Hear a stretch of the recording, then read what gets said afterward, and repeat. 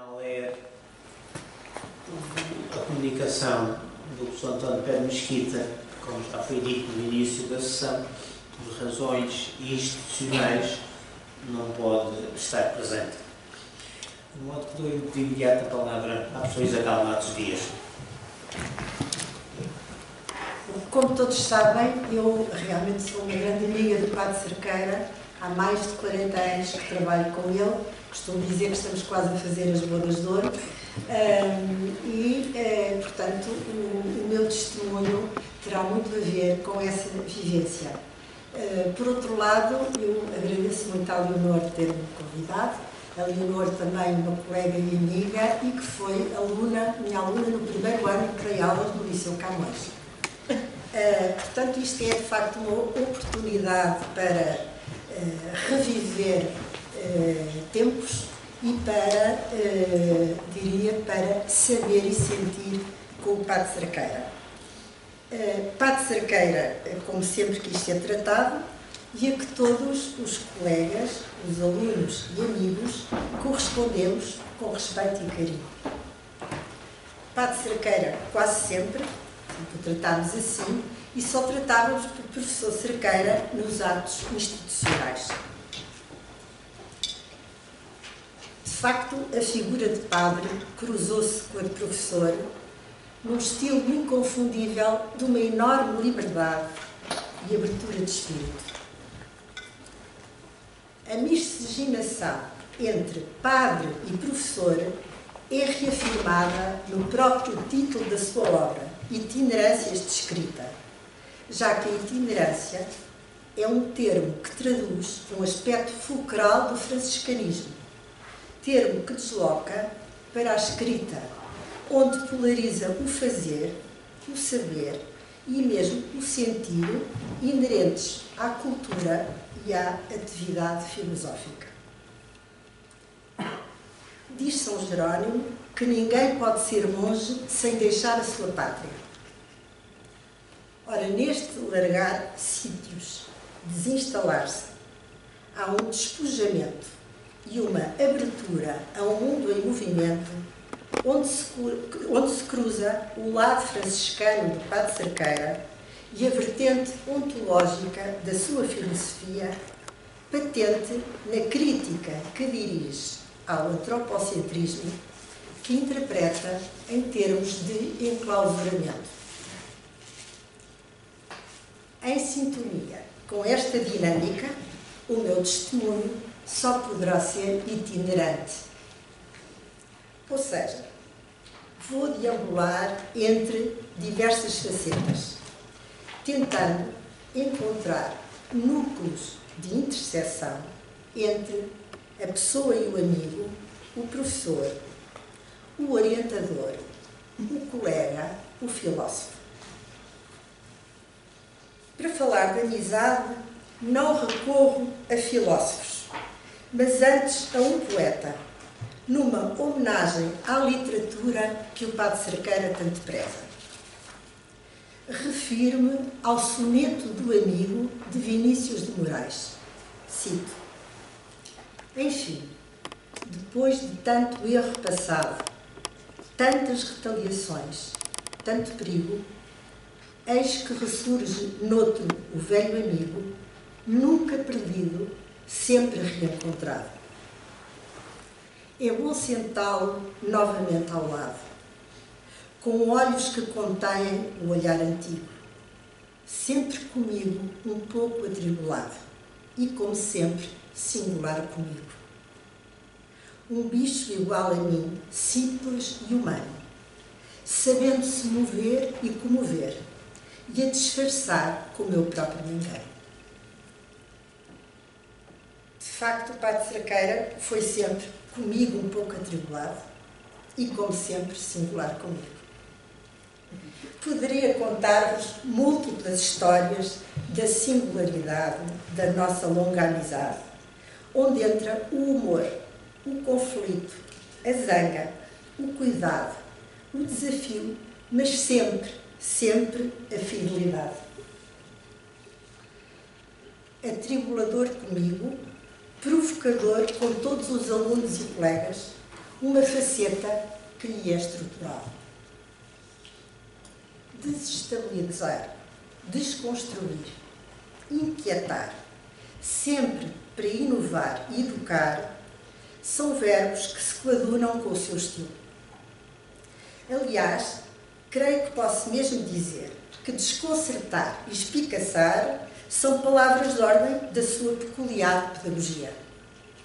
E resultou. Era impossível sair indiferente das aulas do Padre Cerqueira. O medo ou a vergonha de falar caíam por terra perante afirmações perentórias e mesmo paradoxais, como, por exemplo, exigir rigor, mas dizer-se contra a coerência. É claro que tudo isto desencadeava o poder argumentativo do aluno, que descobria em si mesmo capacidades insuspeitáveis. Registro aqui 3 breves apontamentos de episódios elucidativos deste permanente e até mesmo divertido desconcerto. Isto passa-se quando eu estou a fazer a tese de doutoramento. E, portanto, como sabem, os problemas que temos com as teses, com a escrita, com as recolhas bibliográficas, com as dúvidas mesmo sobre o próprio trabalho. Ora, numa das trazidas ao Brasil, coincidiu exatamente com a escrita, com a última parte da escrita do meu doutoramento, de que o Padre Cerqueira foi orientador. No regresso do Brasil, o Padre Cerqueira vinha encantado com o Pantanal, dizendo que ali estava todo o mistério da ontologia. Ofereceu-me um postal com um pássaro muito colorido e disse-me num tom asseverativo: a Isabel olhe bem para aí e depois é só escrever. Está aí a ontologia do seu autor, que é a ontologia do Pantanal. Bom, como imaginam, eu fiquei atónita. E até hoje ainda não acedi a esse ser pantânico, ficando apenas no Pantanal como metáfora. O pássaro, esse já feneceu, mas eu sobrevivi. Numa outra sessão de trabalho, o Padre Cerqueira confidenciou-me: sabe, Isabel, as minhas grandes ideias surgem quando eu faço a barba e mexo a cabeça. Isto numa sessão de orientação. Bom, eu nem ripostava, porque esse plano ficava vedado e só poderia levar a uma discussão sobre discriminação de género. Além disso, articular ideia e pilosidade não me fazia sentido. Salvava-se apenas o movimento, já diversas vezes recomendado para resolver os meus bloqueios a escrever. Saia de casa, mexa-se, vá andar a pé. A Isabel não sabe que os pés são fundamentais para pensar e escrever. Todos conhecemos estas afirmações do Padre Cerqueira. A primeira parte era mais fácil de aceitar do que a segunda, que apelava ao pensamento e à escrita pedestre. Mas em ambas havia o apelo à deslocação e à mudança de lugar e de horizonte. A uma experiência corporal onde se inscrevia a atividade de pensar. Estava em jogo o movimento e a liberdade, dado que andar a pé é uma ação e experiência libertadora, por vezes bem mais nutritiva do que o sedentarismo próprio da postura tradicional do trabalho, que nos aprisiona à secretária, aos livros, ao computador, acabando por paralisar a escrita e as ideias. O Padre Cerqueira é de facto muito sábio. O Padre Cerqueira subscreveria, sem qualquer hesitação, lembrei-me ao escrever este texto, a resposta que o escultor Giacometti dá ao André Breton quando o Breton lhe pergunta numa entrevista: o que é o teu ateliê? E o Giacometti respondeu: são os meus pés que andam.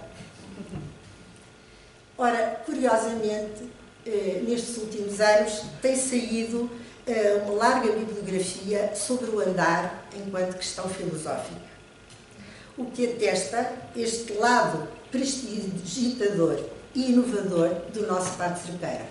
Penso que estes conselhos me foram dados no fim dos anos 80, 90. Claro que andar a pé, no ritmo do Padre Cerqueira, não é bem andar, é correr. Todos conhecemos a sua larga passada e a dificuldade em acompanhá-la. Certamente reminiscências da sua infância, se tivermos em consideração o depoimento autobiográfico intitulado Respirar e Pensar, com que inicia o seu texto em louvor da vida e da morte. Cito o Padre Cerqueira: as delícias da infância, correr, galgando campos e bosques, saltando obstáculos nunca sentidos como barreiras intransponíveis. Pés, ora bem firmes na terra, ora voando no espaço interminável. Terra e corpo, membros do mesmo organismo, uma explosão de vida. Era particularmente saboreado o ar que se inspirava. O deslizar dos pés no solo convertia-se em agradável sensação. Fim da citação. Há aqui uma sensação de liberdade e bem-estar vivida na infância. O prazer de saltar, correr, andar, respirar, saborear o ar, como nos diz, são afinal experiências simples do cotidiano que irá retomar no seu modo de perspectivar a filosofia. Há um outro traço fundamental que quero destacar neste testemunho, dado que foi decisivo para muitas gerações, que é o seu amor, para utilizar a expressão do professor Carmo Ferreira, o seu amor ou mesmo obsessão pelo texto. Vou-vos dar alguns dados do meu percurso para perceberem como é que o Padre Cerqueira trabalhava. Fui aluna do Padre Cerqueira pela primeira vez em 1971, na disciplina de Filosofia Medieval, com os colegas. Nas aulas práticas trabalhávamos ao longo de todo o ano somente 2 textos, o De Magistro de Santo Agostinho e o De Intelligência de São Tomás. O acesso às fontes e o detenimento na análise de texto contrastava com a prática pedagógica predominante daquele tempo, apoiada sobretudo em resumos baseadas em histórias da filosofia ou na leitura de comentadores. Estas aulas mostravam desde logo a importância da leitura direta dos textos e sensibilizavam para a questão da tradução, ficando claro que os textos que líamos não eram os originais, mas uma primeira interpretação, a dos tradutores. Era uma espécie de pré-aviso à futura tese de licenciatura. Antes de mais, aprendam a língua do autor que elegeram. Devo dizer que isto que hoje parece um lugar comum, naquela altura não era, porque nós aprendíamos, sobretudo, estou a pensar na filosofia antiga, pela história da filosofia do Abagnano, não é? Não líamos diretamente os textos dos autores. Em 1973, no 5º ano, fiz o seminário de preparação da tese que tinha como tema o corpo na filosofia de Maurice Merleau-Ponty. Devo dizer que o Padre Cerqueira acolheu com satisfação o tema do corpo e a área da fenomenologia, tópicos que fugiam um pouco ao prevalecente. Ora, como todos sabemos, o Padre Cerqueira sempre gostou de tudo o que soasse a heresia. Lembremos que foi o introdutor do tópico a filosofia no feminino, ou, como gostava de repetir com ênfase, a filosofia e a literatura. Neste seminário, introduzia-se uma outra obsessão sua, a da escrita. Todas as semanas tínhamos de entregar um relatório escrito do que tínhamos lido. o qual nos era devolvido na semana seguinte, anotado e comentado. O ritmo era de grande exigência. Nos anos subsequentes ao 25 de Abril, o Padre Cerqueira continuou a fomentar o trabalho de texto num grupo aberto e informal que se reunia na faculdade. Vínhamos de diversos lados. Uns eram ainda alunos, outros, como eu, estavam já a dar aulas do ensino secundário. O Lionel também lá estava. E deve lembrar-se bem. Nós trabalhámos um texto de Descartes, La recherche de la vérité par la lumière naturelle. Como o Lionel dizia há pouco, nunca encontramos a verdade. Encontramos, em busca da verdade, nos campos. Mas aqui, neste encontro, o texto e o assunto até eram secundários, porque o importante era a leitura em conjunto e a chamada de atenção para as metáforas do texto. Havia na leitura um lado lúdico. Escolhia-se uma página e cada um tinha de hierarquizar as frases de modo lógico, sem recorrer a qualquer outra palavra que não a do texto. Esta metodologia não era ingênua e tinha intuitos pedagógicos bem precisos. Queria promover o rigor da leitura e assegurado pelo facto de que líamos mesmo tudo, sem saltar uma só linha, referindo até a importância da pontuação. Compreende-se que o Padre Cerqueira tenha sido o responsável pela criação da disciplina de hermenêutica do texto filosófico, anos mais tarde substituída pelo trabalho filosófico, nunca admitindo a nomenclatura de metodologia, não fosse o método tolher a largura de horizontes pretendida. Não obstante a sua grande atração pelo texto, o Padre Cerqueira não é um homem de erudição nem de bibliotecas. Não é um exegeta, como se compreende ao ler as suas obras, onde quase não há notas de rodapé, nem um diálogo explícito com textos precisos. É antes um hermeneuta de tendências, sublinhando os grandes vetores para que apontam os textos e inscrevendo-os na dinâmica abrangente da cultura. Daí a importância que atribui à contextualização. Vou tentar apressar-me. Impossível dar um testemunho sem realçar o seu lado enérgico e empreendedor. O Padre Cerqueira é um homem de alção e, talvez por isso, foi durante muitos anos o motor móvel das inovações do nosso departamento. Beneficiámos todos do seu realismo e de uma certa ousadia premonitória. Relembro reuniões e discussões entre professores com a presença dos alunos, um basismo muito franciscano, a propósito da reestruturação curricular de 87-88. Havia discordâncias entre nós, mas houve sempre tolerância e liberdade. Relembro ainda a criação do Centro de Filosofia em 1989, importantíssimo na dinamização da investigação dos docentes e mesmo dos professores do ensino secundário, dado que o centro acolhia projetos vindos de fora. Era tudo bastante doméstico, mas funcionava. Havia prazer na investigação e ainda não estava burocratizada nem quantificada.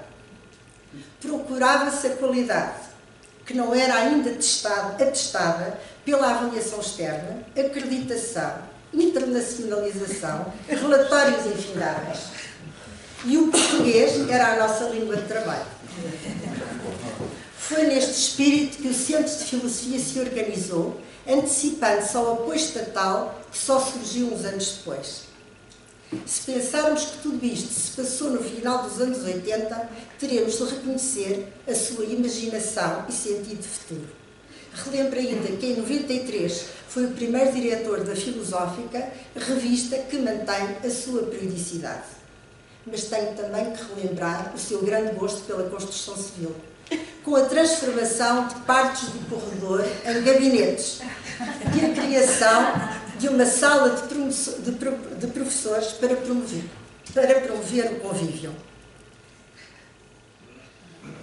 Era aí que se faziam as célebres festas de Natal, carinhosamente preparadas pelas nossas funcionárias, Filomena, Mena, Dona Júlia, alargadas aos professores aposentados e mesmo a colegas de outros departamentos e aos alunos que por ali passassem.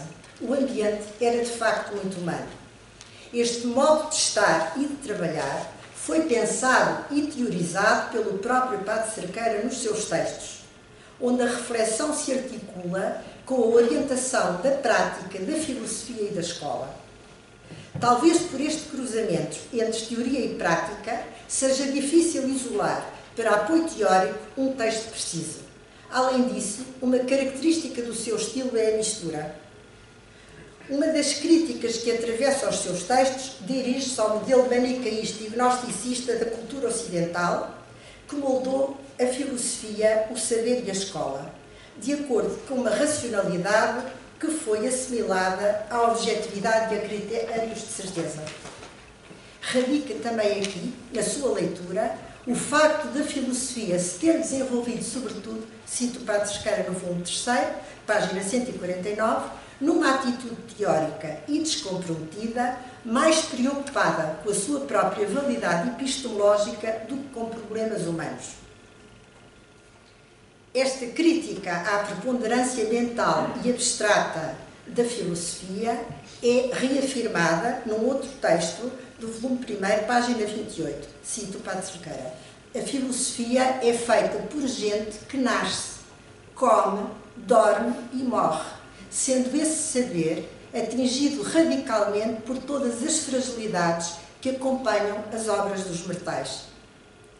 Quer sublinhar, portanto, a incerteza, a contingência, a possibilidade, o risco, o efêmero. Note-se que abertura, inovação, liberdade, alegria são termos que percorrem itinerâncias de escrita para caracterizar a escola que o Padre Cerqueira quis construir e que fundamentou na sua concepção de filosofia.